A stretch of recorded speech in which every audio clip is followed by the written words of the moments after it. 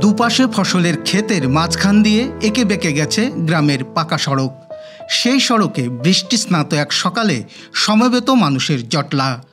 সড়কের উপর স্তূপাকারে সাজানো তালের আটি, খেজুর, জাম, লেবুসহ নানা প্রজাতির বনজ ও ফলজ গাছের চারা। স্কুলের শিক্ষার্থীদের হাতে হাতে শোভা পাচ্ছিল যশোরের যশ খেজুরের রস, খেজুর গাছের চারা। অনুষ্ঠানে আগত অতিথিগণের সাথে শিক্ষার্থীরাও সমবেত হয়েছে গাছের চারা রোপণে।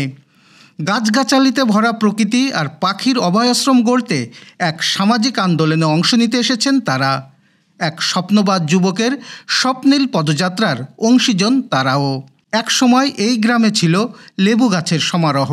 সেই থেকেই গ্রামের নাম লেবুতলা।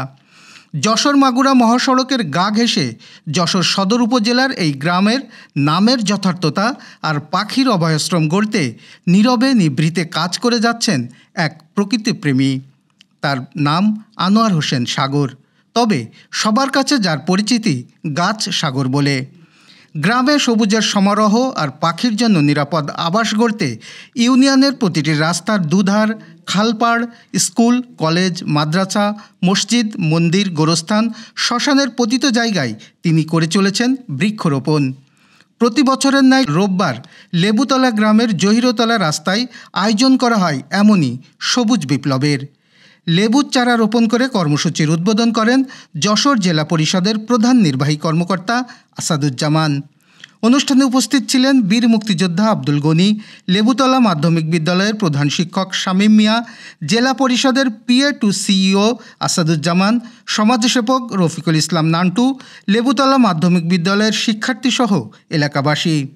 উদ্বোধনকালে জেলা পরিষদের প্রধান নির্বাহী কর্মকর্তা আসাদুজ্জামান বলেন, এর চেয়ে চমৎকার কাজ হয় না, সাদগায়ে জারিয়া এটা। এই কাজগুলো থেকে যে ফল হবে, যে ফুল হবে, পরিবেশের ভারসাম্য রক্ষার সাথে সাথে আমাদের মনোরঞ্জনেরও একটা চমৎকার উপসঙ্গ।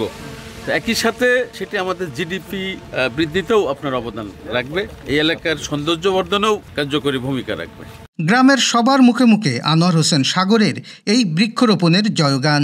উদ্যোগের বিষয়ে আনোয়ার হোসেন সাগর জানান, বেশি বেশি করে গাছ লাগিয়ে প্রকৃতি ও পরিবেশ রক্ষা করে সবুজ বাংলা গড়ি। আমি 9 সালের থেকে প্রতি বছর বিভিন্ন রাস্তা, স্কুল, মসজিদ, মাদ্রাসা, খালের পরে সরকারি বেসরকারি প্রতিষ্ঠানে বিভিন্ন প্রকার ফলজ গাছ লাগাই এবং বিতরণও করি।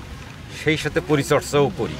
লেবুতলা ইনেতপুর এই খালটিকে পাখির অভয়ারণ্য হিসেবে গড়ে তোলার চেষ্টায় আছে। গাছ না থাকলে পাখি বাস করবে কোথায়? অনুগ্রহ করে কেউ পাখি মারবেন না। প্রশাসনের নিকট দাবি এই গাছগুলি যাতে রক্ষা হয় তার সুব্যবস্থা করবেন।